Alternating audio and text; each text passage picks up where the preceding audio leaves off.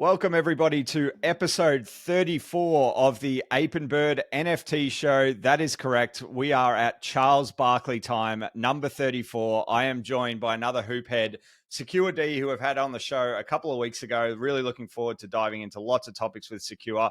Sekure, welcome back to the Ape and Bird show. And what other famous number 34s in the NBA have I missed? Because I've gone with Barkley off the top. Yeah, there's a couple, man. I'm gonna laugh and say Isaiah Ryder first, but outside of Isaiah Ryder, there is a plethora. We got Giannis, Hakeem, Shaq, Paul Pierce, Ray Allen. I think there's a few, man. 34 is a big number in basketball. Absolutely. I feel like sort of pretty much all the low 30s, right? We've had, I'm a big Reggie Miller fan. So 31, we've had Reggie Miller, but then 32 is obviously very famous. Yeah, Magic Johnson, a lot of great 32s, 33, Larry Bird. yeah, I miss Shaq at 32 as well, right? So you got a lot of famous 30s and Steph Scottie Curry, Pippen. number 30, right? Yeah, So the chef. So there yeah. you go. Apologies if you don't like basketball, but we thought we would just start with a little bit of basketball off the top. It has actually been a massive week, I would say, for a bear market secure with NFTs. But I got to say, we're going to get onto the sort of Moonbirds proof drama a little bit later on. We don't want to lead with that, but it's put a little bit of a sort of a downer on me this Friday. We're recording Friday afternoon. I was pretty hyped up putting together the schedule yesterday. I thought there's been some fun stuff happening. A few of my friends are over at Consensus right now. Mm. I was really looking forward to Diamond Exhibition. Again, we'll touch on that in a second. I mean, it's still happened, but it's had its drama and it has put a little bit of a dampener on it. But how are you feeling overall, sort of with the market? Yeah, park that one thing. What a week. Like, it actually has been an amazing week. I joked the other day where I woke up and I redeemed my Dead Fellas Ledgers collab and I got my Diamond Nest, first day minting pass. And I'm like, how great's this? Like, this is what this is about. Like, and then, we've got Adidas have, partnered with Token Proof. We've got the Forge. We've got Cool Cats doing their Shadow Wolves. Like, there's so much that's been shipped this week. It's actually unbelievable. If we had a higher base sentiment, it would feel like a year and a half ago. So for me, if we take a step back from where you and I are both affected from the Moonbirds lens, I would say it's been a huge, huge week. And for me, outside of all those things being shipped, the amount of eyeballs that have seen NFTs this week, maybe for the first time, is extremely exciting. So it's been a good week outside of the last 6 or 7 hours. I agree. I think I have to take the emotion out of my own bags here, right, and go for the broader ecosystem. I think it has been a really positive week.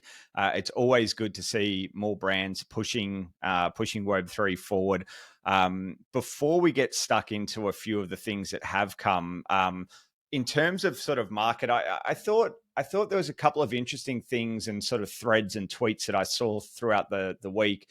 Starting with Punk 6529's banger of a thread. I mean, it was nearly 100 tweets, so it takes you a while to read it. And I think it was actually a modification of something he had put out maybe over 12 to 18 months ago now. But to me, it was sort of like the TLDR, and I think we all get wrapped up in sort of this sort of echo chamber of NFTs and crypto Twitter at times, is really like, don't be playing with money that you need to pay your mortgage or pay your bills. Yeah. And to have to essentially, if you're putting something in, and I know this sort of sounds a little bit cliche and tripe to a degree, but it's sort of like, if you buy an NFT that you genuinely love, and I'm going to point, for the people that are watching the YouTube version, I'm going to point to the two that are behind me now, that I'm slowly sort of decking out my house with some of my NFTs.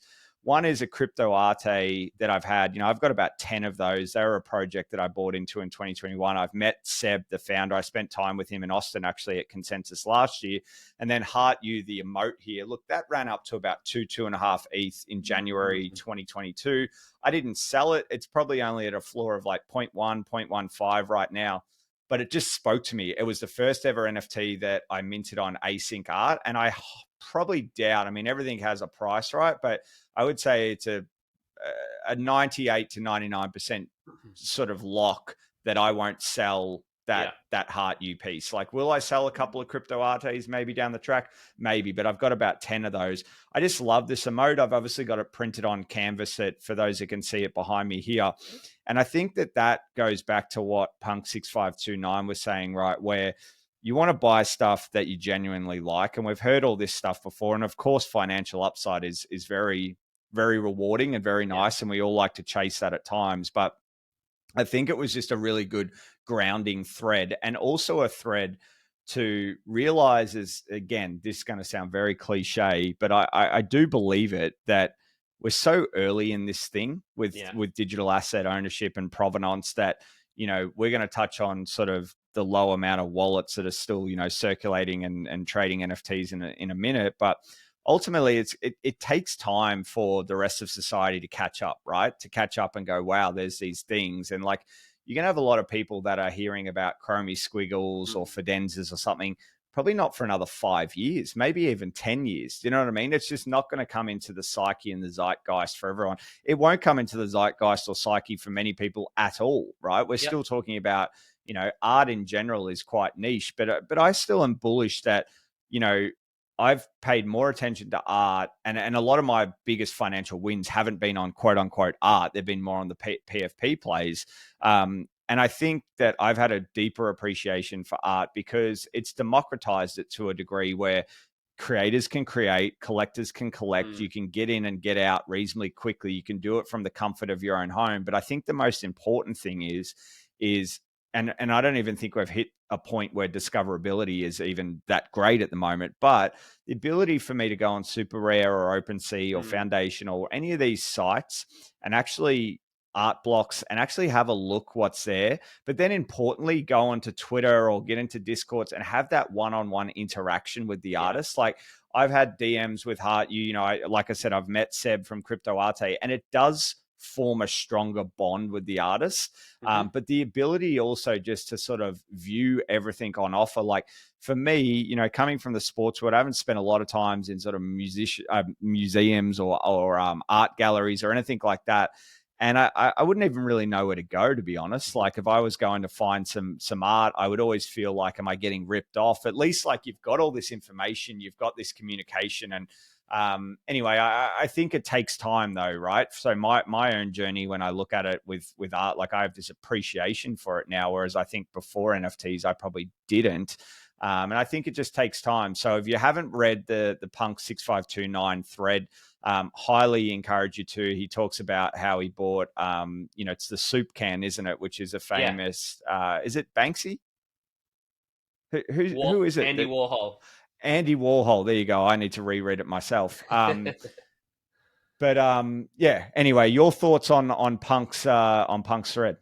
Yeah, look, I mean, the underlying basis of everything for me in this space is play within your means. And I think the same way that you shouldn't spend your last $2,000 in your bank account that's supposed to be for your mortgage to go and buy Tesla stock, or throw it on the Chicago Bulls the Miami Heat and Jimmy Butler to win the NBA playoffs. Like, you just got to make some better decisions, and there is a sense of responsibility on us. FOMO is a hell of a drug.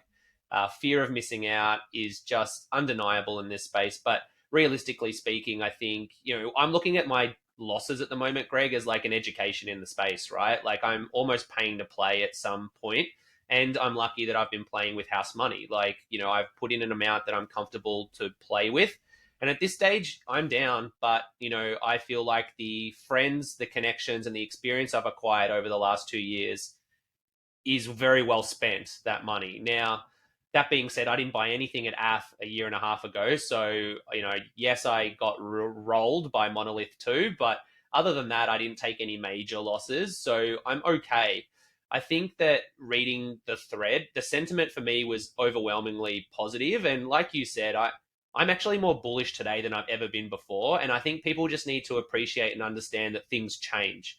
And maybe the version of the NFT landscape that we exist in 12 months isn't a PFP bull run, but maybe it is a digital collectible bull run with brands leading the way. And there will be a percentage of people that hate that, and that's fine. But I think it's just an evolution of the space. And I think that's kind of what he was getting at, is like, you can love art and you can love PFPs. And I think if anyone's saying that there's not going to be a PFP bull run in the next, upward swing, you're crazy, because people are going to want to identify themselves as something within the space. And I think there's definitely still opportunity, growth, and potential for PFPs. But, if you look at the space that we're existing in today, 330,000 people have a .swoosh account, Greg. So, the wallets may be going down, but the percentage of people getting exposure to the space, how many people are on Starbucks' app? These are numbers that are not accounted for on these OpenSea numbers, right? So I agree with pretty much everything he said. My sentiment right now is, yeah, it hurts. And yeah, sometimes it's painful to play and painful to see what's happening on Twitter. But as you said perfectly earlier, it's an echo chamber right now. We need to evolve and continue to move. And by no means am I sitting here feeling defeated, even if I'm down on some Yeah. bags. Yeah. I think that's a really reasonable take. Speaking of threads, I wanted to also talk about what another punk 9059, also known as Sam and NFT Statistics, who I think is doing a phenomenal job He's with amazing. his daily show. I was very fortunate to actually have an hour and a half Zoom with Sam about 6 weeks ago. Really, really nice guy. Just loves sort of the NFT space. And I like the fact that he actually does talk about the financial upside, and talks about what 90% of people want to hear, right? And so I think he's quite authentic from that perspective. But ultimately, one of his key takeaways, which I was thinking about, because, as we see floors sort of continue to grind lower. I mean, there has been a few that have bucked the trend, and even clones, I think, have sort of found at least a local bottom for now and come back up, which is great to see. But as we see, things like Meebit still, and, Moonbirds are obviously grinding down after today, but we'll touch on that in a second. But you need momentum going back up the other way. So often with traditional investments, right, we would dollar cost average into some stocks or some ETFs or whatever it might be, even regular crypto, Ethereum, Bitcoin, etc. And nothing is obviously financial advice, as we say that every week on this show. But ultimately with NFTs, it's sort of like catching this falling knife, is the phrase we always hear. And often I think we trick ourselves where if things are on the way up, we go, oh man, if only squiggles would come down to 8 and I'll buy a squiggle, or I'll buy a squiggle at 9. And then they get to 9 and then they get to 8.5 and you still haven't bought. And it's like, well, psychologically, why is that? Because you wanted to buy it, when it was at 13, you wanted to buy at 8 or 9. Now it's at 8 or 9, but you don't want to buy. And Sam NFT Statistics sort of thesis on this, which makes a lot of sense once I saw him tweet it out, was you need momentum going up a little bit for a few days before you sort of feel that confidence, because you're essentially buying. Like, of course, there's some people that are trying to buy and hold for a long time, but ultimately, even if you are doing that, you're sort of buying with the hope of the value is going to appreciate, right? It's going to accrue value. So if all you're seeing is like, 4, 5, 6, 7, 14 days straight, just grinding down, the likelihood of the psychology of you wanting to buy is quite low. But then if you see an uptick, it's sort of like what you said about clones on just before we come on air, is once people saw it sort of like almost bottom around that like 2.1, everyone started to go, oh, quick, clones are on the rise again, better FOMO back in. So someone that could have bought at 2.1 was actually more happy to buy at 2.6 because they'd actually seen a few days of it going on back on the uptick. So I thought that was a really interesting tweet. I don't know if you had any thoughts yourself around that.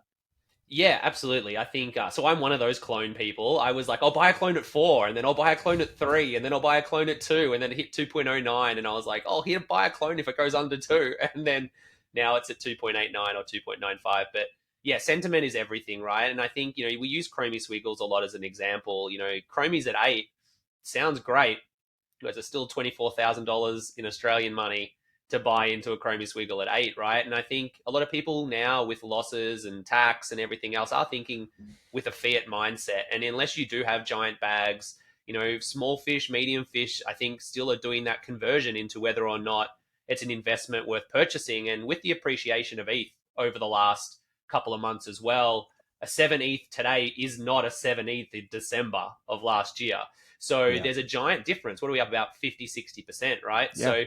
So I mean, for me, like a clone today at 2 was a clone, yesterday at 4, and it's the same price in dollars when you're trying to even it out. And I know it's a very like a lot of people make fun of me for still talking about like US dollars when we're talking about ETH, but realistically speaking, we do live in a world where we're being taxed, and you have to make those considerations. So I agree personally. No one wants to buy and then like get wrecked 2 weeks later, right? And I've got a lot of friends that have bought into, and this is no shade on those projects at all, but MFers, Sappy Seals, Wrecked Guy, all these things that were supposed to be like stable coins in NFTs at like 1 ETH that are sitting at 0.6, zero point 0.7 now. And you buy 5 of those, you're down 1.5 ETH all of a sudden, and then you have to floor them, and it becomes a bit of a drama. So I agree. Like, I'm more likely to buy a clone in the next couple of weeks now that I've seen some consistent buying power that isn't just exclusively executed by whales. That's the Yep. other thing. It's done by people buying one or two clones for themselves. And to me, that is,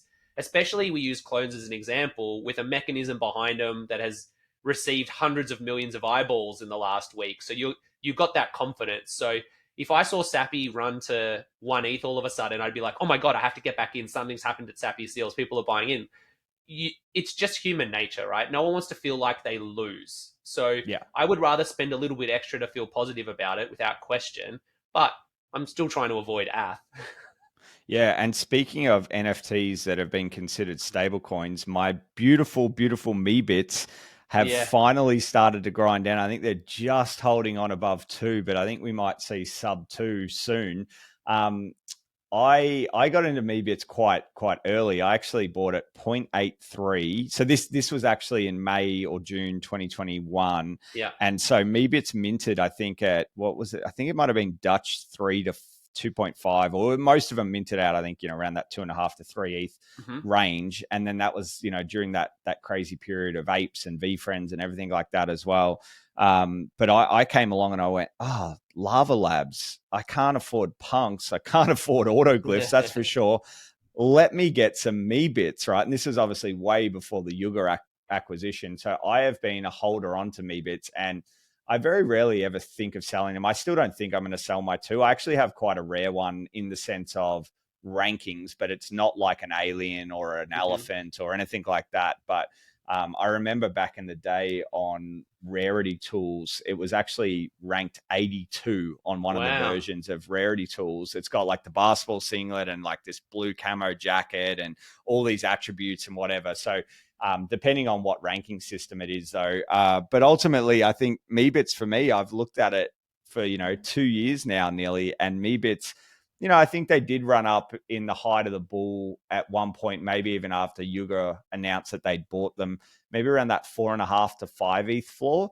But consistently through a lot of ups and downs in the last 2 years, Meebits have really always been in that 3 to 4 range, and it's been a shame to see my favorite NFT Yeah. stablecoin sort of start to lose its peg. Yeah. But yeah. They all have great. Like, I mean, Max Payne got down to 0.45 the other day, which was like just outrageous. I think that I've bought and sold Max Payne a few times. We've talked about it before, but like we're like, oh, Max Payne's always 0.6, zero point 0.7, and then I was dropping on the other day, and it dropped down again after our last chat, and I'm like, oh my goodness. I think it's back up to about 0.55 right now, so it's bounced back up a little bit, but I keep an eye on that every day, and to me, that's like a good barometer for success, like and how we're moving. So Absolutely. Let's have a quick look, actually, because Max Payne's still on my shopping list, but yeah. it's 0.56. Yeah. So, Yeah. but you are right. I think it did go down to that 0.45 range. Yeah. Yeah. Yeah. All right. Well, lastly, I wanted to mention, sorry, 2 more quick things before we get into Moonbird stuff that happened today. I thought Claire Silver also had a really cool tweet. There was a tweet by @AaronSage Mm. from about a week ago. I think it was last weekend, and he was talking about NFTs will never go back to how they were in the peak 2021. The culture is dead. Here's why. This thread actually has had 7.6 million impressions. That is Mhm. a lot. So it caught fire, but Claire's response I really liked. So Claire Silver, probably the most notable sort of AI artist, at least in the world that I live in, or the world that I understand around AI art, which isn't a lot at this stage. Mm. But she said, in response to Aaron's tweet of saying, the culture is dead, NFTs will never go back, etc., she said, that's what 2018 folks said in 2021, smiley Mm-hmm. face. Culture evolves as it gets broader. You lose intimacy, but gain accessibility. If innovative niche culture is something you miss, the tree of AI has 1,000 branches and is early in the same type of cycle. And I know that that's getting a little bit out of like what this show is about with AI, but I do think, when I read that, I just thought like sometimes we get stuck, and it's often a reminder to myself too. You hear about the phrase "don't marry your bags" and all that type of stuff, and you were talking about things change, right? Metas change, teams change, sentiment changes, all that.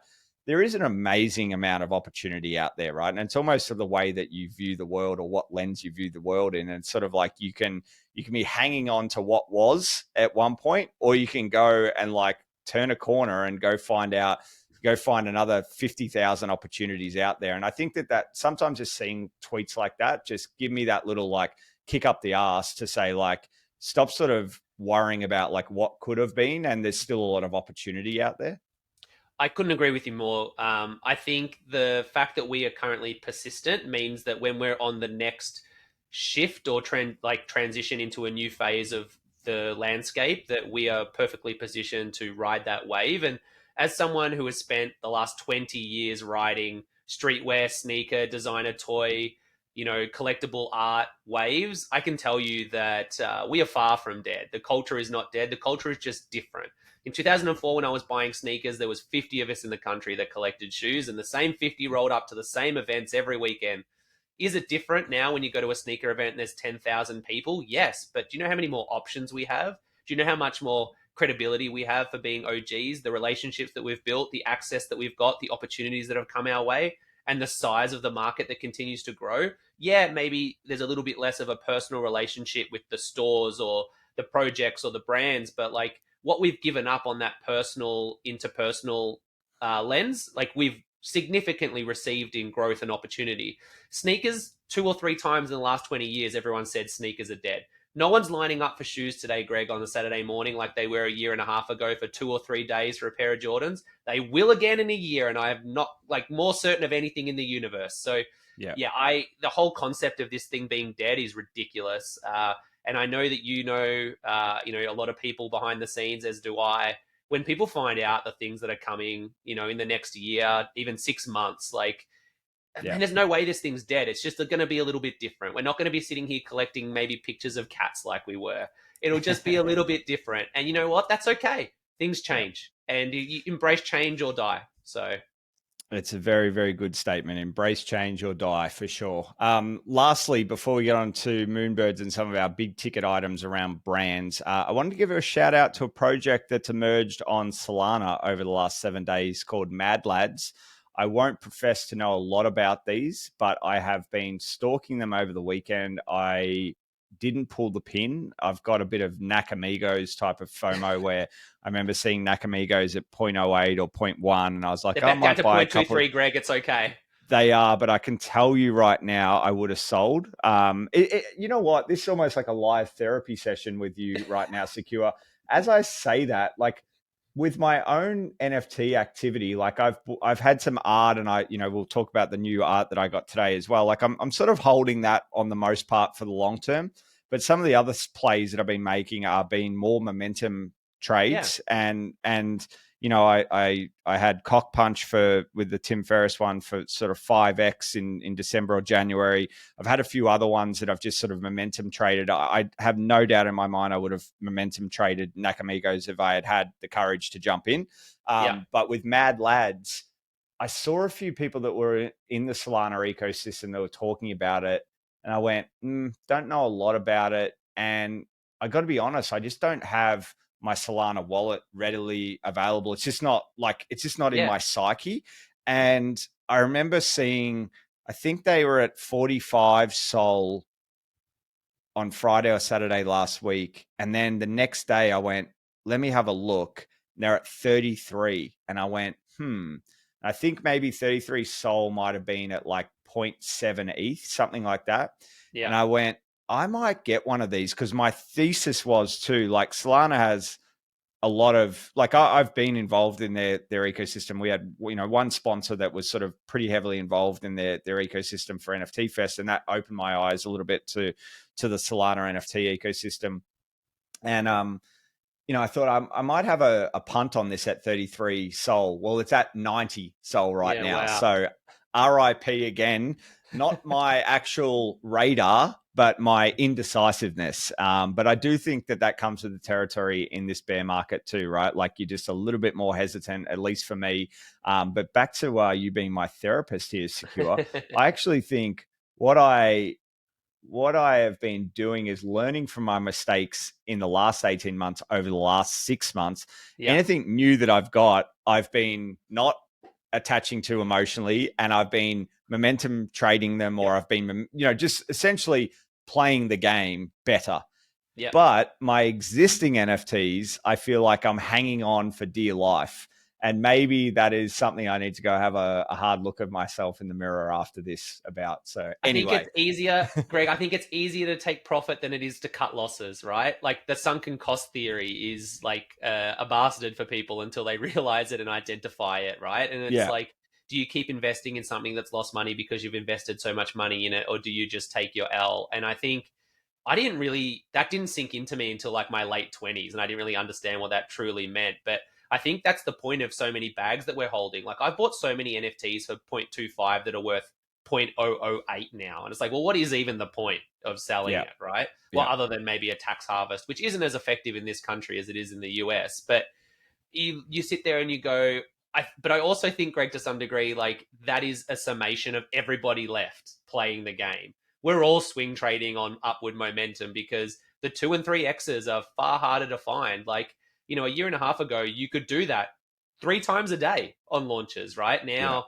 you got a very rare opportunity to do so. And the common belief is that if you sell in the first 24 hours or before reveal, you'll be able to buy it for a cheaper price in a week anyway. It's going to be the common held belief by anyone who's been around for a while on just about any project. So I'm doing the same, Greg. I sold a couple of older bits and pieces. Like, I'm a Deadfellas guy. Like, I've got 5. Like, do I need 5? But am I going to sell one now for 0.28 when they got up to 4 ETH? Or do you just keep holding and go, well, the loss between 0.28 and 0.1 isn't that much when it's already gone down so much? And I think that's where we get stuck, right? But if I buy something for 0.08 and it gets to 0.4, money in the bank. Like we're going out for dinner. So unless I love the project in the first place. So it's a very good point. Yeah, I think even with your point around post reveals, I think that's actually when I was targeting Mad Lads. I think I could be stand to be corrected here, but I believe that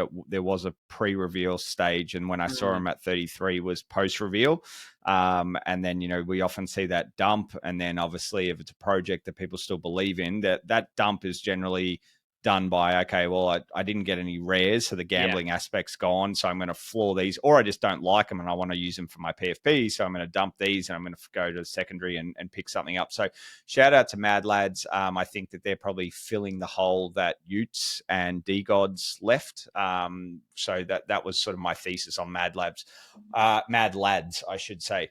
All right, let's talk about Moonbirds. So to set this up, both Sekure and I, day one nesters, we have ridden it all the way up and we have round tripped it all the way back down. And, we've seen the pivot to, the art collectors PFP, or we are one of the art collectors PFPs, I think is probably a better statement, given that so many crypto punks are art holders as well. There's a lot of art holders that don't have to have a specific NFT either, but I think the pivot made sense, given that Proof had probably had the most success around their Grails project and their contacts with art in general, or artists, and giving those people voices and some attention, etc. So we had 21 artists originally scheduled for 22. One dropped out because of personal reasons. We had edition sizes from anywhere from, I think, 77 was the lowest. We had a few of the more notable artists like Terrell Jones, Beeple, etc. at Dirty Robot at 100 pieces. We had Summer Wagner, who's a photographer, NFT photographer. I actually got 2 summer Wagners. Summer was my 5th pick, so I didn't do too bad from that perspective. But I did get duplicates, and we'll talk about that in a second. But here's this diamond exhibition, Sekure.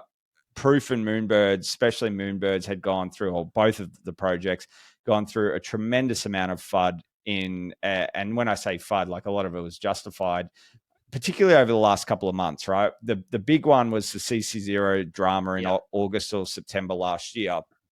And, I think January is a reasonably stable month. February was horrendous for Proof Pass holders. And Moonbirds have had their moment in the sun again for the negative reasons today, because I don't know fully what happened, but the TLDR is the raffle, obviously with 10,000 Moonbirds and pieces like Beeple that only have 100. The desirability of some pieces, or to get some artists, were much, much higher than the other ones. And, some people were doing collection sizes at 800 and 1,000, again, because there's 10,000 Moonbird holders. So the Moonbirds team thought the fairest way would be this raffle. No one really knew about the raffle mechanics, other than we were told as holders to rank our preferences 1 to 21, burn our mint pass, and then those preferences would be recorded. I know that I did my preferences. Like, I had Beeple at 1. I think I had Terrell Jones at 2. I had maybe the Wintry Night in Chinatown, number 3 or 4. As I said, Summer Wagner at 5. Ranked them all the way down. I did one change on my second one. So I actually did 2 individual gas fees. And I think I switched 3 and 4 on my second one. And then I wake up this morning, I go to Twitter. I've got a couple of DMs from a few Moonbird holders that are saying, what the hell's going on? I'm thinking, oh no, I actually thought it was delayed because I couldn't see my 2 pieces of art in my wallet. And then I get back, I'm out for a coffee. I come back, I sit down, I go to OpenSea, I go to my hidden folder because someone said, go to your hidden folder. And I have duplicates. I have 2 Summer Wagners. Now, Summer Wagner, the photographer, actually had 4 different types of photos. And I think all 4 of them are incredible. And I got the same 2 called Jawbone. And I was thinking, well, that kind of sucks, even if I got 2 Summers, but one, 2 of the 4 rather than 2 of the same. And then I quickly found out that this had been a problem for a lot of people, particularly that held multiple Moonbirds. I think there was a story of a holder that had 14 Moonbirds and got 14 of the same NFTs, and they were one of the lowest ranked ones, as in they had put them at like 17 or 18, and the piece that this holder got that has 14 Moonbirds was like one of the pieces that had a quantity of over 1,000 or roughly 1,000, and the floor is like 0.1 or something like that. And there were people on the flip side that got multiple Beeples. Apparently there was someone that got 3 Beeples, 2 Terrell Joneses. So pretty much all the good ones. Even I know a guy in Proof that's a Moonbird holder. I think he has about 9 Moonbirds. Something's happened when he submitted his preferences, because I think he only got 5 or 6 pieces of art back, but 2 of them are a Beeple. So he's done really well as well. And, it just doesn't seem like it's been fair at all. And there's been a mistake. And Harry and Aaron, who are the dev team Divergence, who I know quite well, and it pains me to say, because I think they're, I've met them twice IRL. They're really wonderful people. They're based in the UK. There's been a mistake made, some type of oversight. And, I think they've had a very, very rough 12 to 24 hours. But just so disappointing, Sekure, I think, for Moonbird holders, Diamond Nest achievers, given that, this nesting component. I remember you telling me probably 6 months ago that you didn't really like nesting, and I didn't disagree with you, but I think I agree with you even more today, just given that the psychology of nesting, of not wanting to list because you were trying to, continue your streak. And we've said this on this show multiple times that Kevin kept alluding to this token coming, and he would always refer to, Bored Apes, that it didn't sit well with him, that you could buy a Bored Ape the night before ApeCoin dropped in March 2022. and people got the same amount of ape coin if they had held for 6 hours before the drop versus, essentially 10 or 11 months as a minter or someone that bought very, very early on the piece.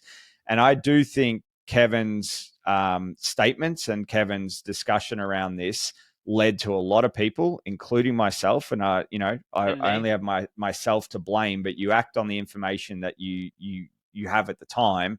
And, I thought at the end of this rainbow, there would be a lot more than a mint pass, given that we've gone to a bear, we've seen the pivot with proof. Did I think, was it the best scenario to do this diamond exhibition for at least what the new move moving forwards is? Yes, I did. I thought, well, Grails is probably the one thing you have nailed from the get-go.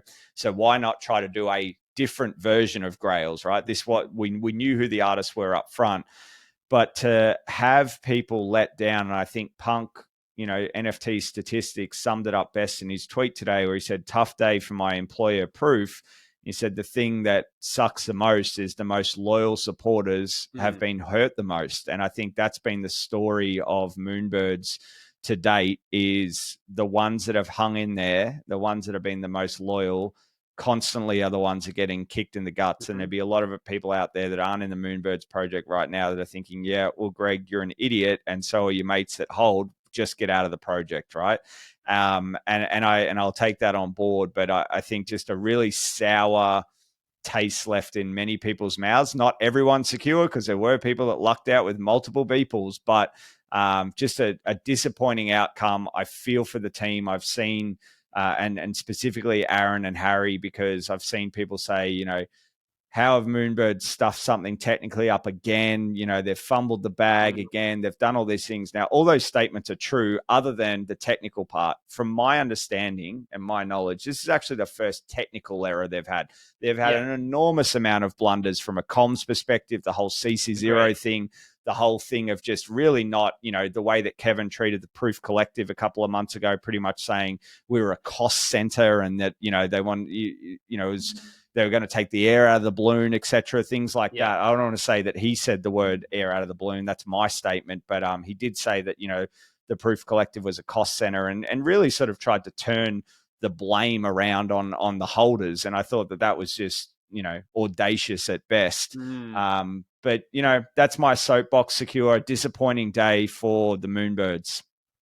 Yeah, I share the same sentiment, which is ironic in the sense that I haven't seen more positivity pertaining to Moonbirds than I had in the last 3 days.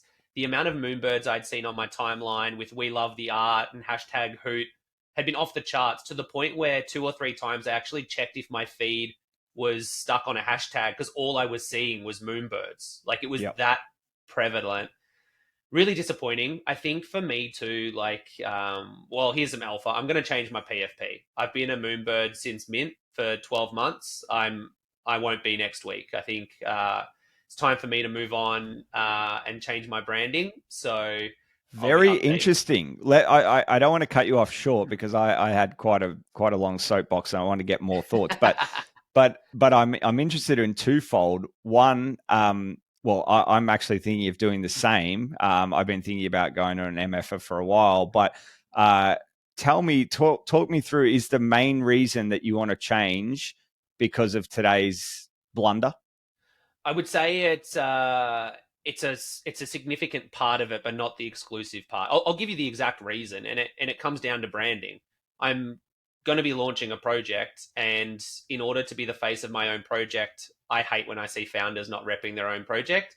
But secondarily, as much as the Moonbird is an advantage for my presence in the space and maybe gives you a little bit of clout and tells people that a little something about the space based on a project that you're involved in, I think there's also a similar percentage of people now who so negatively think about Proof and the ecosystem that they would specifically not follow me because I have a Moonbird as my PFP. And I think I put out really quality content. I'm consistently present. And I think that for me moving forward, I need to think about my personal branding, and to be personally branded as another project's PFP right now, I don't believe is necessarily in my best interest as an artist and a creative and a contributor to this space. I actually spoke to 2 very big projects even today about doing things with them, and getting on a call with a project that you would know that's been around for 2 years and being a Moonbird today in a FUD storm felt a little bit awkward. I'm not going to lie to you. So I think for me, it's a decision that will be for my best interest. But yeah, it'll be a very big change because nearly all 4,500 of my followers know me as a Moonbird. But I'm interested to see what it does for me as I grow and continue to move forward, and whether or not I get more followers because I'm not a Moonbird anymore, and maybe they engage with the content with a different sentiment attached. The same way that I think somewhat negatively sometimes when I see a mutant ape as a PFP for someone. But I think that it's a good choice for me. And just to round out the commentary on the day is, for me, like, I got an Ip sketch. So Ip sketch was in, I think, my third or fourth. I love what he stands for in AB. I love the thought process and the artwork and the sentiment. The flaws have recovered on a lot of the projects, Greg. They got down to about 0.12. Pretty much everything's back up to about 0.25. Last check about an hour and a half, 2 hours ago. So for all the diamond stuff, yeah, that is actually impressive if it's at point across the board, do you think? Yep. So now this is about an hour and a half ago. Dirty Robot was 0.36. Tyrell was 0.7. Beeple was 3.8. Like, everything was about, I think Ip Sketch might have been the lowest at 0.22. But I didn't check like everything. I checked about 14 collections. So at least on the ones that I checked, everything had bounced up, because now they're in individualized collections. It isn't in just one big portfolio of products. So I was just jumping from collection to collection. And it looks like the floor's recovered quite a lot on a lot of projects. But with all that being aside, for me, listening to Kevin's video and kind of skirting the problem for me wasn't that necessarily people got multiples. For me, the problem was that, mathematically speaking, it would have been an astronomical, unlikely event that someone got two Beeples just based on pure statistical, like, probability. However, and someone got three. Well, I Don't was about to forget, say, someone got three. the fact that someone got three, and I know at least two other people that got two. So if we can say that maybe there's 5 or 6 people that got multiple Beeples, statistically speaking, like, there's a better chance that I walk out the front door and learn how to levitate. So, like, just, so for me, it wasn't necessarily. So my question then, Greg, is, so was that when someone had multiples in the one wallet, was the entire wallet lifted to preference and they all got their first pick and they just all got Beeples across the run? Like, was there? That's my understanding. So again, like, look, I think it's quite messy. I think I saw Trey Ratcliffe or someone in Proof earlier, Discord, or maybe it was a Moonbirds channel, and it was essentially saying, again, I could be wrong here, but I'll blurt it out and hopefully it's right. My understanding is, if you had 3 Moonbirds and you put down Beeple for number 1 for all 3 of those, and then you were picked, your wallet was picked first in line, or one of the first in line, if there were still Beeples available, that wallet would then be allocated all of its first preferences, right? And that makes sense from what I got too, with the 2 Summer Wagners with Jawbone. Even though which is interesting, because, well, it's not that interesting actually, because it's come from the same wallet, but I submitted them, as I said before, in 2 separate transactions. I burn in 2 separate transactions. You could do them all at once, and that's what most people did with multiple holdings. You know, if you had 5 Moonbirds, you know, I think I touched off air, or I can't actually remember if it was off air or on air before Sekure, but there was someone that I read in Discord that had 14 Moonbirds and submitted the same preferences and didn't get their, like, this is where I can't figure it out, because I think they said they got their 17th or 18th pick out of 21, and they literally got 14 of the same pieces of art. I can't remember which one it was, right? But it was one of the ones that at the time when I woke up and was checking floors, it was at like 0.1, right? So that person just got absolutely shafted. And the thing that I can't figure out, and what I haven't touched on either, is I think there was about 4,500 day one passes. So 4,500 Moonbirds that had ridden it all the way up, all the way down for Diamond Nest. But 1,355 day one passes as of 5 p.m. yesterday weren't burnt. So that doesn't mean that those passes evaporated. they just got the same treatment that the non-day one nested birds got, and they just go on and pick their art. So with those numbers, you're looking at about 31 to 3,200 people that got a piece today, right, overnight. So this person that had 14 moonbirds, 14 day one nested moonbirds, like you want to talk about the psychological pain of like writing those up and down, like, oh my God. Greg, it sounds 500 ETH at floor at AF. Oh my God. It sounds a little cynical, but sometimes when I'm feeling down, I just I compare myself to other people in a worse scenario. I'm like, at least I'm not that guy. But shout out if he's listening. I don't know who it is, but ultimately, I think, how does that person get, let's say, their third or fourth last pick? When they've got 14 moonbirds and there's 3,500. Like, I don't know, maybe it does mathematically work out, because I still don't think it does, because I think there was still a lot of people that, or a lot of artists that I should say, that had like, Summer had a quantity of 4 times 50, so 200, but the main ones were like, there was 600 quantities as well. A number of the artists had like in the 600s. So it just mathematically, it doesn't really make sense that person, and that's the thing that I worry about even more, is not only has it been this mess up around people getting the same NFT, like duplicates, which depending on what you got may have worked in your favor or not. But ultimately it doesn't feel like it was a properly run raffle. Yeah. So I think there's a little bit of sauce on that. Maybe they got there like 9th or 10th or 12th, just from a statistical point of view, right? Like, I agree with you. It doesn't make sense from a narrative point of view. And that would be the only person I've heard so far to fall that far down the list. So more the issue I've heard is exactly what we talked about prior to that example, which is duplicates, over allocation of high desirable items to the same wallet. And then, I think that, what do you think of the re-roll, Greg? Like, so we haven't told the re-roll. We haven't told the listeners what they're actually going to do to, quote unquote, try to course correct or fix it.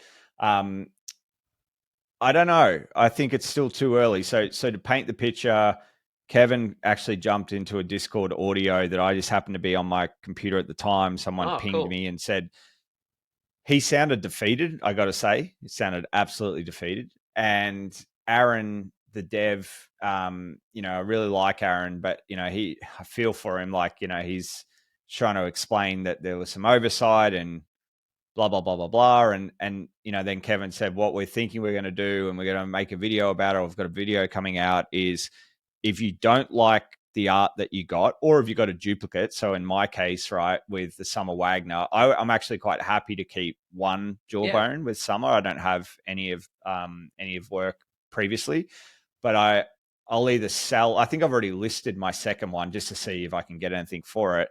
But I would probably re-roll the second one. So the re-roll is going to include anyone that, although I'm jumping around a bit, I don't know how they're going to work this out with anyone that's bought on secondary or sold on secondary, but essentially anyone that minted something, or sorry, I should say anyone that got an airdrop where they're just not happy with it. So the only criteria really is you're not happy with it, right? So if you got the 3 beeples, you're not throwing those back into the pile, are you, right? So there's going to be a bunch of people that are essentially going to throw their NFTs back into this pool, right? And they're going to re-roll it. And within that pool, Kevin and the team are going to throw in some moonbirds, some oddities. Kevin did say they're going to use some of the treasury to buy up some beeples. And when he said beeples, I was thinking, is he talking about the beeples like the everyday group effort, or is he talking about other beeples that are not related to this drop? I think he's just talking about the beeples that were associated with this diamond exhibition. And, I can't remember if he said X copy or whatnot, but essentially it's like, throwing a couple of goodies, right? Like in a big show bag, and then everyone's going to get a chance to sort of get something different. The problem with this, and I don't want to steal your thunder here, because I'm sure you got some great thoughts around this, Sekure, but the 2 problems that I see immediately is, what do you do with people that have bought on secondary or sold on secondary, right? So they got their airdrop, they were disappointed with it, or they literally, before Proof or Moonbirds had actually identified there was a problem. They're like, oh, I got duplicates. How unlucky is that? Quick, I'll get rid of one. Like, how do you bring that back? And then the second part of it is most of the good ones are gone now. You know, like when I say good ones, there's Exactly. great art across the board, but the ones that were in lower supply that had more notable artists like your Terrell Joneses, Yep. like your Dirty Robots, like your Beeples, etc. Like people are not going to throw those back in the pile. Why would they? You'd be crazy to. So how do you solve for that? Because you're essentially going to re-roll with like the sort of the higher supply NFTs, and you're just going to have like least desirable art compared to what people thought they were originally getting. So I'll throw it over to you for some thoughts. Yes. If they thought they got fudded today, when they finalize how they do this, they are going to get fudded into oblivion, because my fear is exactly what you illustrated halfway through that, which is, hey, I bought 4 for point 1. I re-rolled it and got a Moonbird. The fucking Moonbird community is going to lose their minds at that, because there'll be someone who got an IP sketch and re-rolled it and got a lower one. Now they've lost money because they had a zero point 0.2 floor and now they've got a 0.08 floor, but this person bought. It's going to be bad no matter what, Greg. Like, I think that I can't see the light at the end of the tunnel on this decision. I appreciate that they're trying to rectify it, and maybe I'm wrong and maybe they announce something that's epic, but to you, all the points that you just raised, it is already broken, the concept, because you have facilitated the sale and purchase of these items on secondary. So you're either going to have a group of people that are upset that they didn't get to re-roll because they sold, or you're going to have people who bought in who are going to say, why don't I get the opportunity to re-roll? I own one. The same way that we were able to sell our day one Minters pass, and people got the right by buying the pass to put in an art selection. So you didn't actually have to hold the whole year. You could just buy the pass on secondary. So you are damned if you do and damned if you don't on this one. And Kevin stupidly asked for FUD last week, and he got it today, so I don't have a lot of sympathy. And he's going to get it as soon as this is done again. When was that? Tell me more. I must have missed that. He did a, when did he ask for FUD? He did a big space, and Right. Stevie and Justin were like, oh no, don't. And he's like, no, bring it. Bring it. Like, we're ready for the FUD. I think it might have been in Discord. And I was like messaging like NY Doorman and like some like established people in the space, and we're like, oh god, they're just asking for trouble. And Yeah. then lo and behold, 5-6 days later, you got it. And honestly, like, I think holistically, if like you're in one of the Moonbirds chats that I'm in, and I'm in like a lot of them, talking to you, a lot of our mutual friends, I'm a pretty optimistic person holistically when it comes to Moonbirds, maybe more so than others, because I'm a 20-year artist. So I like to think that it's going to work out the best way possible. But there's no way that this announcement is going to go well. No way in hell, because you are going to piss off a group of people no matter what. So I am not in Project Gojira with Sean. Sean was a Yep, supporter of NFT Fest. I know him a I little bit. am. I got to. Okay, great. Well, the reason I brought Sean up in Project Gojira is I remember seeing something maybe from a Gojira holder who was in Proof or Moonbirds many months ago that was talking about Gojira doing something where they were almost like reimbursing people that had bought the top, I think Yep. was like the TLDR. So we didn't talk about this when we were planning Sekure, but just sort of like almost spitballing here. Do you know much about what Gojira did in that sense? And could Proof look at something like this, given it's such a monumental stuff up and they need to think of ways to do their holders right? Is there any way out of this mess? I don't know. Like, Sean is such a prolific thinker that sometimes I need to tell. I wish I just told him to chill a little bit. It's so hard to stay on top of Gojira unless you're in it every day. But I've seen him do a lot of things, Greg. Like, he'll be like, he'll put together a list of people who go, if anyone who bought into Project Gojira at +1 ETH, send me the transaction ID, and then he just gives 10 of them another Project Gojira.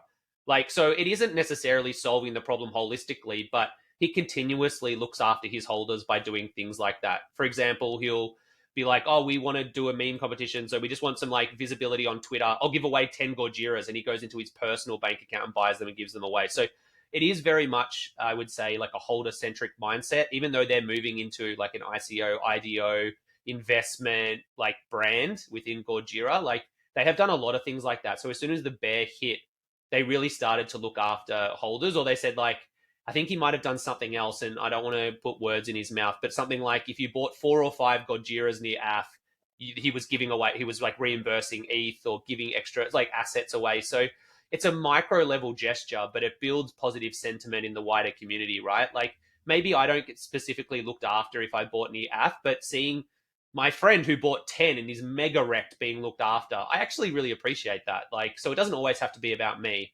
So what do I do in this situation? I put together a really clear and like succinct list of rules around the re-roll, and I accept. I'm just going to be brutal, Greg. If you bought or sold on secondary, tough luck. I'm sorry, you just can't like make everybody happy, and you need a set of rules. I think the backlash on people selling or buying early, not being able to participate, as opposed to people who bought in at floor being rewarded with a massive jump up in value, is a smaller FUD storm. So I think that you got to pick the lesser of two evils here. And I think the lesser of two evils is saying, guys, if you sold one, you got your ETH. If you want to buy back in another pass, you can. Hey, if you bought in, congratulations, you bought art at a price that you were happy with because you bought in without the promise of a re-roll. So congratulations. But I think the idea of facilitating anyone who currently owns anything in these collections being able to re-roll is hectic, because why wouldn't you go and buy, if you could afford it, the lowest floor 3 or 4 times in the hope that you're going to get Moonbirds or a Beeple or whatever? That to me feels like an unfair game and actually screws your OG holders even more. Yeah, and I look, I'll make 2 last points here. One is because I was thinking about this earlier too. Like even if I do re-roll, because maybe I'll just keep the 2 summers, right, and sell one eventually. The re-roll to me, like there's a lot. The devil's going to be in the detail here, right? So 100%.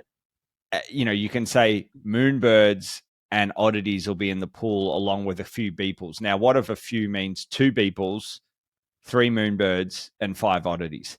That's not even what's that like? Well, let's just round it up to 10 collectively, right? So let's say there's 10 NFTs in there. I mean, oddities are only at 0.3 anyway, so like whatever from a value perspective there. It's not a lot, right? Like you talked about the micro chance of getting a Beeple with like 100 or 90, because 10 were given away at the IRL event at NFT NYC. So you got a 90 chance, not like a 90 piece chance out of 10,000. And I'm going to be very interested to see actually how many Moonbirds are in there, because, that is less than, I said that the artist that had the least amount of NFTs in this diamond exhibition was 77. That was this quantity of 77. Yeah. So if we're only going to have like 10 to 20 bonus NFTs thrown into the pool, that's still an incredibly low amount. Now, yes, you're going to have less people re-rolling than the full 10,000, but you still probably got to weigh that up and depend and have a look at, like, do you want, I mean, if you've got a floor diamond exhibition, I think it probably makes sense, right? Because you can just get a floor back. But if you've got something, probably my example is probably the best one, or one of, maybe even if you've got a dirty robot, something that's in that vicinity of like 0.2 to 0.5 or something. Dirty like robot 0.36 now. Okay, yeah. So if you're in that vicinity, you probably do need to have a think about like, is it actually worth re-rolling? Because you could re-roll and come back with a 0.1. So Greg, you share the maths, okay? I was really pissy about how Invisible Friends ended up going to mint, but you know what Invisible Friends did? They shared a bloody Excel doc that had the maths in it the whole way, that made it really clear about what your chances were of getting a mint pass based on what you held previously. My advice, and I'll shout it in every Discord that they're in and every chat and every tweet thread, which is illustrate the numbers. So let's just quickly do it very quickly, because we haven't talked about sneakers yet and I've got to get to it.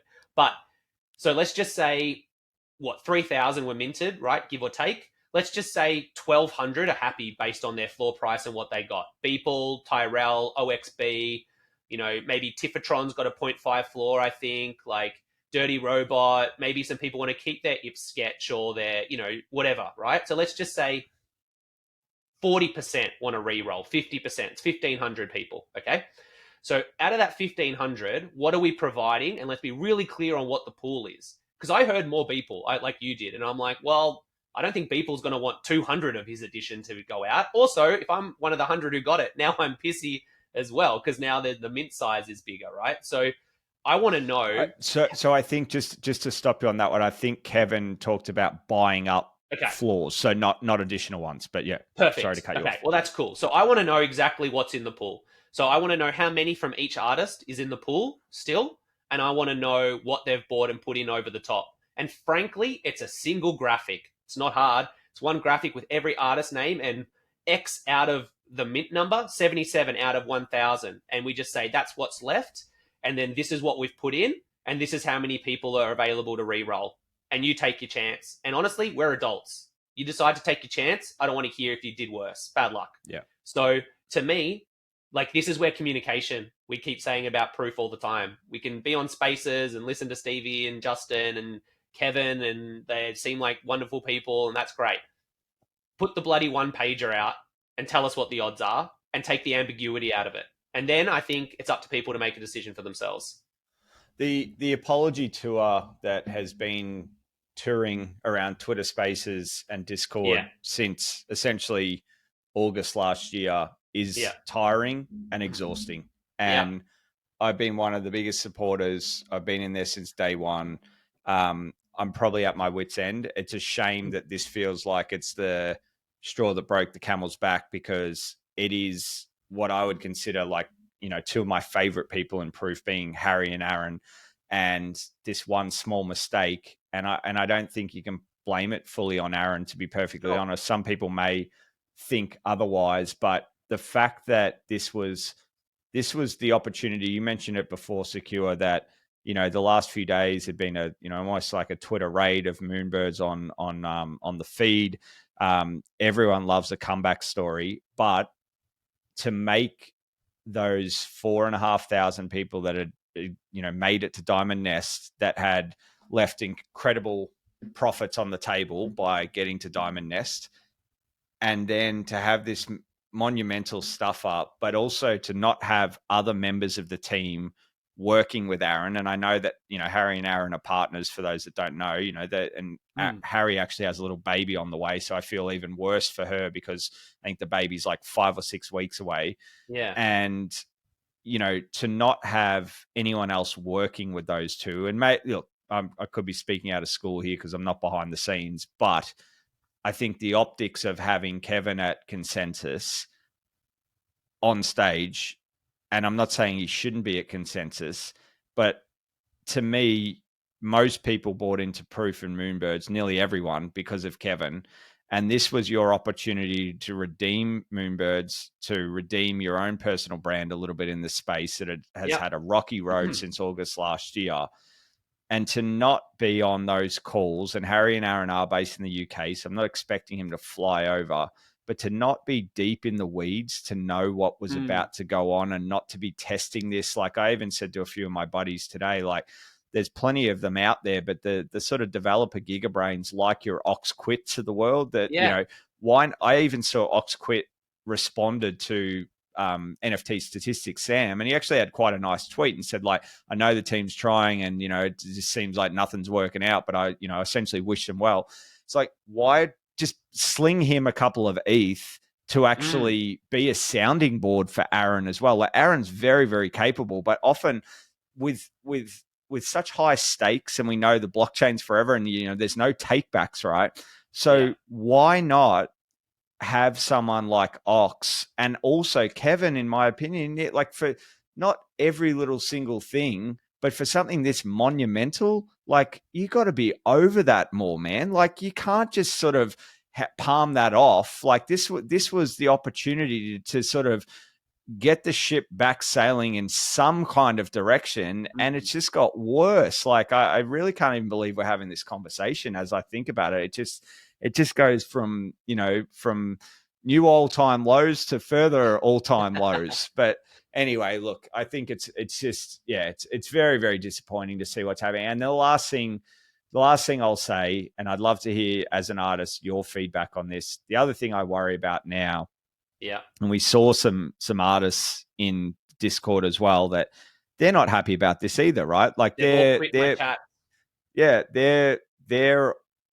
they are, not all of them, but many of them are quite upset. It's their own brand on the line too. It's their reputation that they're putting on the line to be part of this diamond exhibition. And now you've got people that, let's say you've got 5 of the one thing, like that just changes your holder dynamics and all this type of stuff.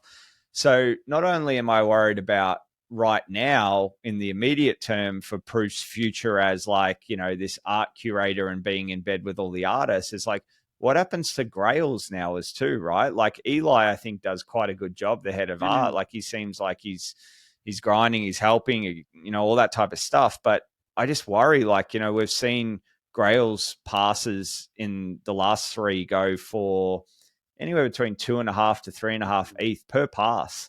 I had a text from someone earlier today saying I wouldn't be surprised if Grails 4, the pass doesn't get any higher than 0.5. What are your thoughts? Yep. As an artist, this really sucks, man. Like, for a variety of reasons. First being, by actually giving us the opportunity to do mint selection means that there's 7 or 8 artists out of that 21 that are going to have basically no art represented in the articles that are minted so far, which is immediately going to make you feel like shit. Yep. So you know what? The first thing I do when I get asked to be a part of a group show or involved, I go, who else is in it? Like, what kind of guarantees do we get? What's our representation look like? And how equitable is the spread of talent going to be? And I feel for artists in so many different ways here. One, IpSketch is amazing. Like I'm stoked to have an IpSketch piece. I think that when it comes to artists with a generative background and a future potential, his art block stuff is great. But I see people talking shit about IpSketch on Twitter because they got 4 of them. Yeah. Now, it's not about the artwork that he's produced. It's about the fact that they have 4. So if you are him, you're sitting there going, why am I being dragged? So I think from an artist point of view, this is just ugly all around, Greg. It's just ugly all around. Like, no part of this as a participant, as an artist, makes me feel good. I'm in 2 group chats in Twitter, which have multiple of these artists in them. The artists have all quit the chats today. And they were not targeted in any of the... Was it a Moonbirds artist chat? What is the context? Like they're just Moonbirds chats that have evolved over the and none of our mutual friends are in any of them. I'm just in these like chats myself. Okay. So yeah, it's just sad to see artists maybe feel like their work wasn't valued at the beginning of the process because they weren't selected by everyone who was trying to hunt a high floor price. Or secondarily, then be caught up in a FUD storm when this is supposed to be a celebration for them. Because I can tell you, just to give you a 30-second story, I had a similar thing to this happen to me with Binance. So Binance, when they launched the NFT marketplace, launched with 100 creators, and I was one of the artists selected to launch on Binance NFT's platform. So I was sitting there going, oh my God, Binance is launching my NFT art career. How bloody lucky am I? Within the first 24 hours, I was on the phone to the Hong Kong and Chinese team for Binance, quitting the participation because I was so poorly treated and it was so poorly launched. So I went from having this like moment of euphoria to being like, I've been identified by a giant platform which has art curators and they've recognized my art career and they're looking to platform me. So in the same way, I imagine I'm sitting there going, Proof's a big name. I've been selected to be part of this. How exciting. To then going and waking up today going, I feel terrible about the way that this has gone. And there will be a percentage of artists that don't work with Proof again after this, unquestionably. But I think it's also sad for those 21 creatives to be caught up in a more negative sentiment pertaining to their work when it isn't necessarily fair, I'd say. So, look, there is always the opportunity for promotion and everything else that comes with being featured in something like this. But look, if I'm sitting there and I'm in one of these 21 artists, like, I'm not looking at the computer or Twitter today when I thought I would be looking at it celebrating. Yeah. Yeah, look, I think they're all fair points. It's just, yeah, it's been Let's a move on, Greg. rough day. Yeah, it's been a rough day. Let's move on. All right. So, speaking of other notable projects, one of the biggest notable projects, happy birthday to the Bored Ape Yacht Club that turned 2 years old a couple of days ago. They put out a really cool video. I'm sure you can go find that on Twitter. I had a lot of flashbacks. Some of the funnest times I had when I had a Bored Ape. I got to say, just even when I listen to their lo-fi, it's like a 4-hour thing on YouTube. You just Google Bored Ape Yacht Yeah. Club lo-fi. It just takes me back to happier times, let's just say. But shout out to the Bored Apes. We also had some big news on two fronts from Nike this week, Sekure, that we'll ask you to give your thoughts on. But starting with Artifact and Nike, there was an incredible billboard. Where was that actually? What part of the world Tokyo. was that? Tokyo. What an amazing sort of ad, if you like, coming out of that billboard. It Yeah. was. I watched it about 5 times. Just talk us through a little bit around that. So I'll keep it brief because I could go for a very long time right now, and I don't want to put anyone through that. But more than anything, in the history of Nike since 1972, Nike has been one of the best marketing companies in the world, and I would argue for points in time, maybe the best marketing company in the world. That billboard, the quality of the art on that billboard, and knowing that they hired artists to do the artwork for that billboard, and then obviously, if you redeem your Forge article, you get the digital NFT pertaining to your style that you're burning that was featured in that art piece, was exceptional. All the people who said Nike aren't supporting Artifact, well, in your face, because Nike tweeted about Artifact multiple times this week, putting your project in front of tens of millions of people. So you can shove that FUD pretty quickly. So from my side, Greg, like what an amazing opportunity for normies, non-indoctrinated NFT people to get visibility of what we're doing over here. And frankly, I've had so many DMs and questions from sneakerheads about how to get the Murakami Air Force Ones. I couldn't even tell you. So to have that locked up into an NFT project shows you what the potential landscape is for where we're headed moving forward. But the Forge itself seems to be pretty seamless, which is exceptional. The launch of the Forge collateral, from the lookbook to the digital assets to, oh, the quality of the Air Force Ones isn't good enough. Shove it. Like, they look great. So all in all, mate, as a lifelong sneakerhead, like, this is the kind of thing that I imagined a year and a half ago when you and I met. We started talking about, like, why sneakers and NFTs. I think there's fewer things in the world other than art that are giving I nearly said UFCs, NFTs more utility right now than sneakers. Sneaker brands are killing it in the NFT space. They're showing the wider, I would say, brand and world on how you can build this into your brand ecosystem. And Artifacts, like, just smashed it, man. Like, the clone price has gone up 40%. And like, we have an Animus is like 2 weeks away. So not only have you gone into launching this, as soon as the mint on this closes in like 2 weeks, they're about to roll into Animus. Like, it's gonna be the year of Artifact if they keep rolling this hard. Now, I just wish they didn't burn me on Monolith, so I'd own a clone right now. But look, they have made all their mistakes, but this, you can tell by the tone of my voice and my excitement. Like, I truly believe that, the way that a Jordan 1 is spoken about, the way that Nike SB's original collection is spoken about, people will talk about this collection of sneakers in the future similarly.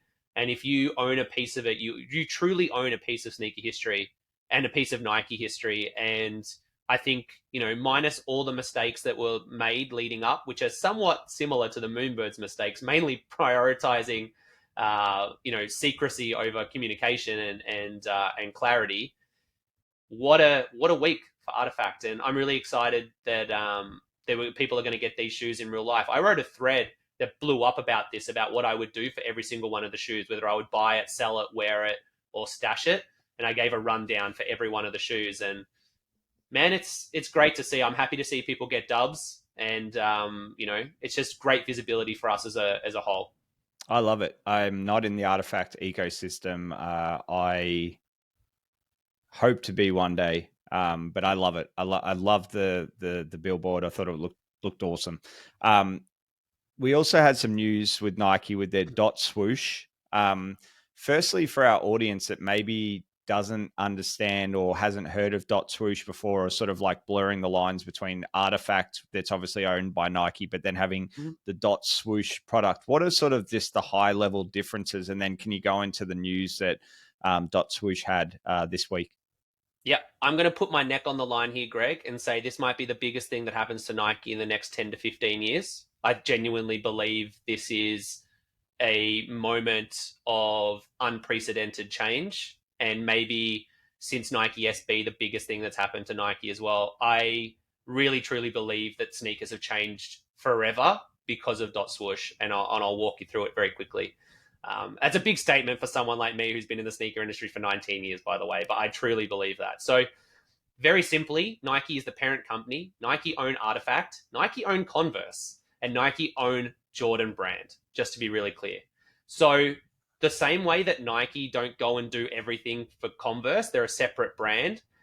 Artifact is actually a separate brand to Nike. They are not Nike, they're separate, they're owned by. So Nike facilitates technology and production to Jordan Brand, but you have separate people working in each of those companies. It's the same with Artifact and Nike. So Dot Swoosh is Nike's Web3 platform. They're supporting the growth of Artifact by lending them IP and manufacturing support, for example, with things like the Forge, but it's a separate team.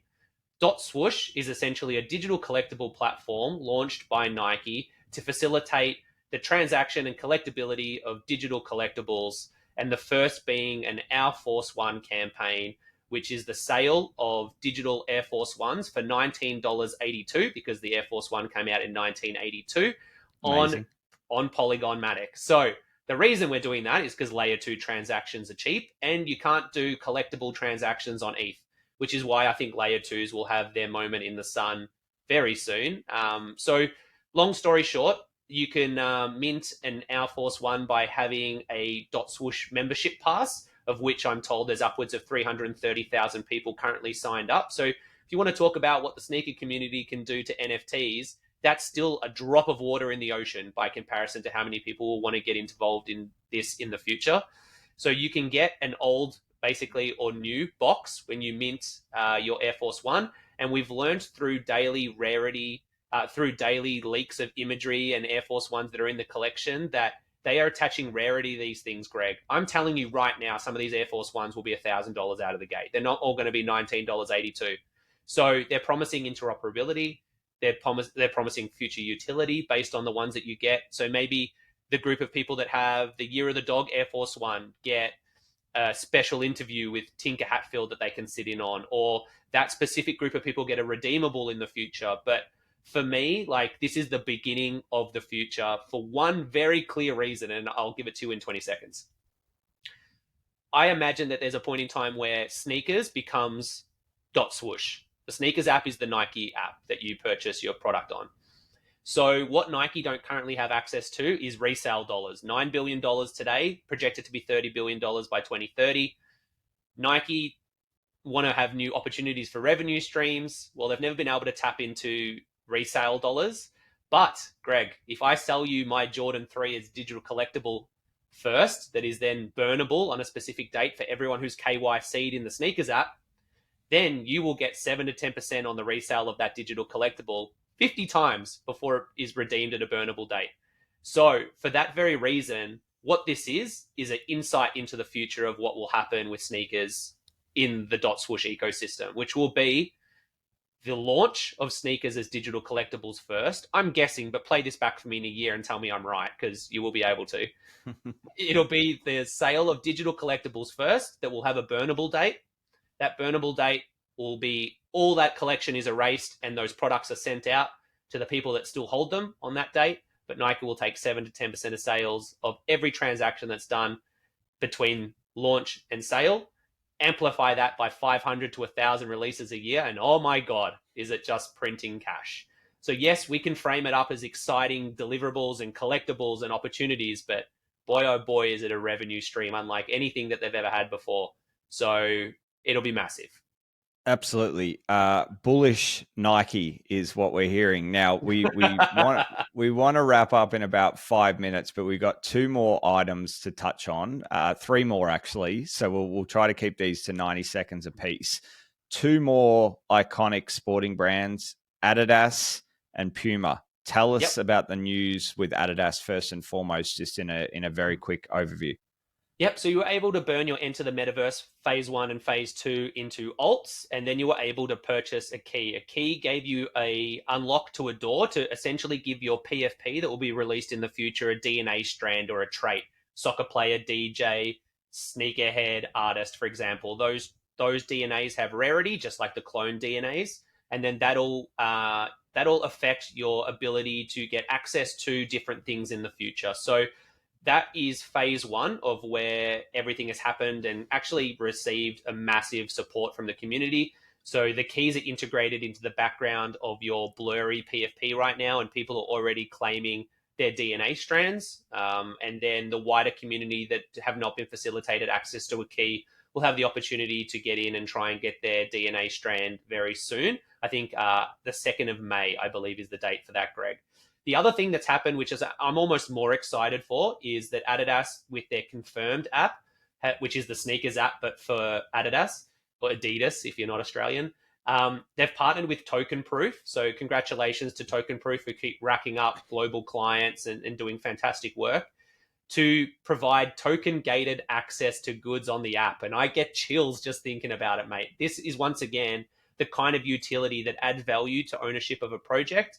And I don't wear Adidas, mate. I'm not going to tell you I do. I'm not going to lie. I'm friends with people in the team, and like I'm a swoosh and Puma guy. So, but like, boy oh boy, is that the point of holding a pass? Why am I holding X right now? Okay, cool. So 10 times a year, I'm going to get access to exclusive goods. Maybe they do a limited Pharrell Samba, but only people who hold alts can get this specific colorway, and all these amazing things that you can do by token gating access that will drive regular everyday sneakerhead customers to buy an alts, which will drive the price of your floor up. And this is what we've been talking about since the beginning, Greg, with brands. And Yeah. I thought Nike would do it first with sneakers, but Adidas got in there with Token Proof and have done it with Confirmed. They've already launched or given us visibility of a capsule, which is the Indigo Hertz or Indigo Blue capsule, which will be token gated in the Confirmed app for alts holders. So kudos to Team Adidas, who I have fudded behind closed doors for 18 months for not doing much, but really cool to see. And I thought that was amazing. A Shout little bit out to longer than 90 Adidas. seconds. Shout out to Adidas. All right, Puma. What is the latest with Puma? Oh, can you collaborate with more people in one tweet than Puma did? So Puma or Puma, depending on if you're Australian, have announced a partnership with 10KTF, and in collaboration with all 10KTF projects, of which I believe there's 21, which includes Gutter Cats and Deadfellas, for example. They are providing the opportunity to 2,000 people to receive a pair of customs, heart broken on my side, of Puma slipstreams based on the PFP that you own to come your way. So where you've got Adidas doing Ultra Boosts and Forums, and Adidas and Nike are doing Air Force Ones in production, Puma is doing 2,000 pairs of customs based on ownership of either 10KTF or Puma assets, and going into a raffle and winning a raffle ticket to be able to redeem one for 200 ape, 20 ape.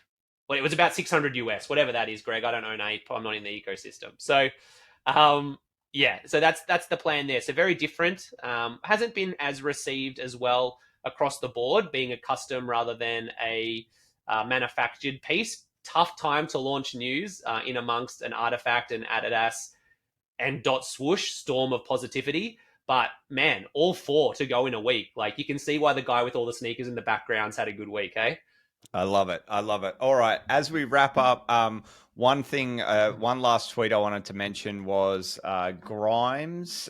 So this is, again, we've had a little bit of an AI flavor to some of our discussion today, but Grimes has come out and said during the week, I'll split 50% royalties on any successful AI generated song that uses my voice. Same deal as I would with any artist I collab with.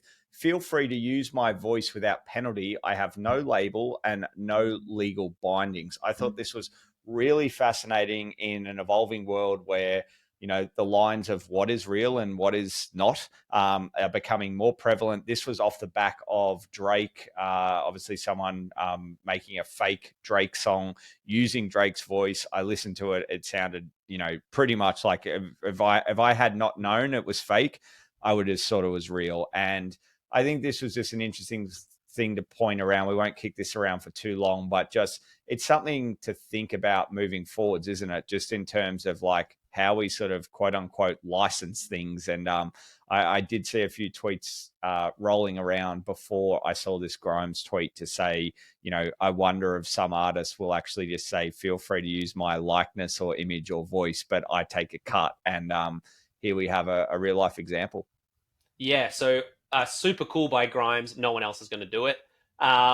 It's there's all kinds of reasons for legality that Grimes like explains that she has the freedom to do so. You also don't have control over the words that come out of the mouth in those songs, so they can be used against you very, very negatively. But for the same reason, like you've heard Drake, I've heard Kanye songs, I've heard so many people already getting put through this system. I think it's a really interesting approach from a technology first artist like Grimes, and I think it's really cool to see. But you know, we are quickly falling into a world of danger, Greg. Like, I'm not going to say the words on your show, but like people are getting AI'd into the hub, you know, which is horrible.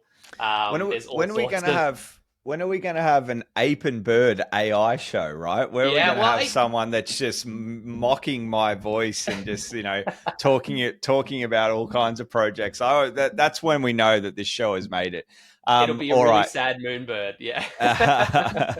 The last thing on to finish on, just give us a quick overview, because I did see that you had either gone on BasedAF, you know, obviously short for based as fuck. I remember hearing about BasedAF maybe about 3 or 4 months ago, and you've actually done a show with them or some type of collaboration. Tell us firstly, what is BasedAF and what is your involvement with them? Yeah, so they've actually launched like a series of shows, and essentially it's like a parent company for YouTube and YouTube series and podcasts. So there's a multimedia angle to what they're doing, and essentially I appeared on one of their shows outside of the PFP and the artwork generation and everything that's built into the project as well. Yeah, I think when Artifact News and Dot Swoosh News pops off, I'm very lucky that I feel like I've kind of positioned myself at the front of the crowd of experts when those sort of things happen. And I was just invited to be on the show, and it's been received extremely well. People are making memes of me, which makes me very happy because they're not derogatory yet. So please don't take that as an opportunity, anyone listening. But look, I mean, I think that as the host wasn't specifically indoctrinated to the sneaker scene, it was almost like an opportunity to be like, let me make you bullish on why this works. And it worked out really well. A lot of the tweets were like, hey, I don't collect sneakers, but I'm so bullish on what I believe in even more now because of what I can see it can do for other people or other industries. And I think that's kind of where the expertise came from. But it was a really fun chat. Like you, Greg, don't have a good host, don't have a good show. So he was a very good host. Excellent. Well, if you want to check out BasedAF, their handle on Twitter is @we_r. And that's spelled ARE, not just the letter. Another underscore, BasedAF. So @we_r_BasedAF. That's a long-winded one. That's a tough handle, actually.